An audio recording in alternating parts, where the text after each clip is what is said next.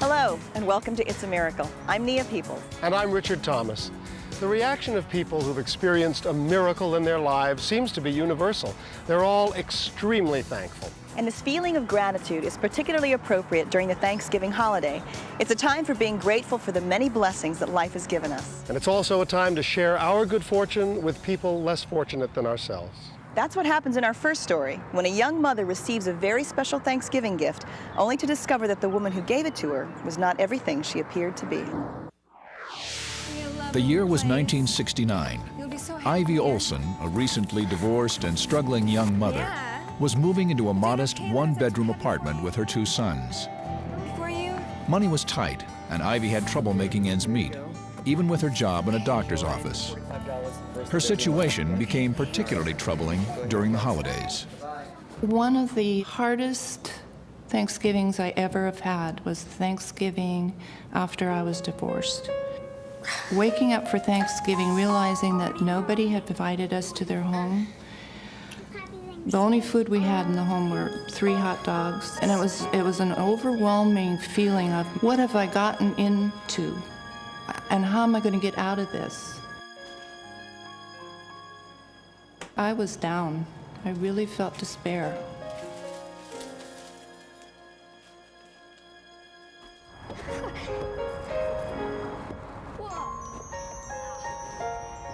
Ivy put on a brave face for her children and took them to a local park, hoping that the boys would have a fun day, even if they couldn't have a real Thanksgiving dinner. Coming back from our little picnic, though, I can remember the boys saying, "Mom, we're so hungry." And I knew there was absolutely no money, no food, nothing. I don't think I've ever felt so alone as I did coming back, wondering, how are we going to do this? How am I going to do this? But as she started up the stairs to her apartment, something incredible occurred. And this little old lady came out of the bottom apartment, and she says, "Oh, honey." I cooked Thanksgiving dinner for you and the boys. And I'm just looking at her. I'd never seen her before. It was just a complete stranger. Oh, no, we couldn't impose. But the woman was so insistent that they join her for dinner that Ivy couldn't refuse. Okay. Let us... The woman's invitation was a prayer answered. Entering the apartment, Ivy felt immediately at home. And it was all dimly lit, and the kitchen table was just loaded with food, and she was just so incredibly sweet. See, we're gonna have to carve the turkey. Her presence was like electricity. She had a sparkle in her eyes. There was life in her. You know how in the presence of some people you feel so absolutely comfortable? That was what she created that evening for us. Food, yes, lots of it. But for me, and the loneliness that I felt, what she gave to me was unconditional love, and it was just one of the most special evenings that I have ever spent in my whole life. As Ivy and her sons were leaving, the neighbor presented them each with a gift. Thank you so much. But they also left with something they desperately needed. Food, loads of leftovers. I mean, we had food for a week. If you can compare how I started in the morning with that total feeling of despair and loneliness and not good enough, to ending up feeling I'm okay, I'm worthwhile, I'm a good mom, it was a miracle. The unexpected act of kindness had given her a new lease on life. But the next day, Ivy was in for an even bigger surprise. This Thanksgiving was not just a random act of kindness by a thoughtful neighbor.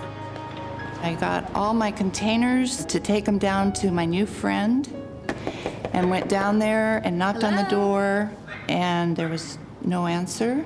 And I looked through the windows, and the place was absolutely dark and not one piece of furniture in there.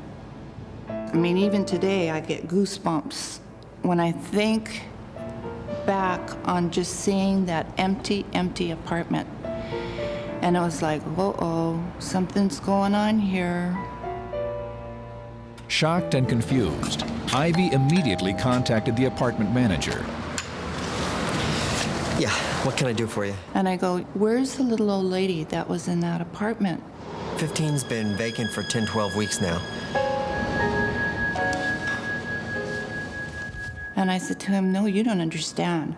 I had dinner there last night, Thanksgiving dinner. And he gave me this weird look, like maybe I should be in an institution or a hospital. Ivy, are you feeling okay? And I can remember just looking at him, absolutely knowing that a miracle had happened in my life. And I just thanked him, turned around, and walked up those steps to my apartment. Oh, honey, I cooked Thanksgiving dinner for you and the boys, but... As she returned to her home, Ivy began going over the events of the previous evening in her mind. And suddenly she realized the woman had known personal things about her that she couldn't possibly have known, like her favorite food. Potato salad? And the fact that she worked in a doctor's office. Do you like your job at the doctor's office? Yeah. How'd you know? Well, I just know.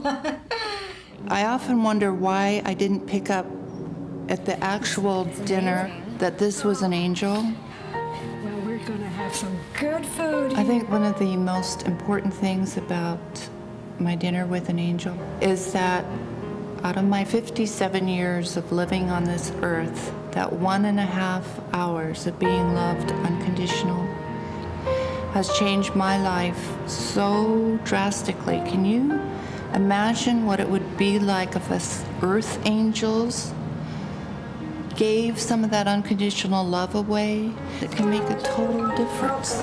Thank you so much. After her dinner with an angel, Ivy made a promise that she would try to help other struggling single mothers, and she's kept that promise. Today, she lives on the island of Oahu and runs the Angel Network, a nonprofit organization dedicated to providing assistance to needy families. It's Ivy's way of saying thank you for the miracle that her angel brought into her life.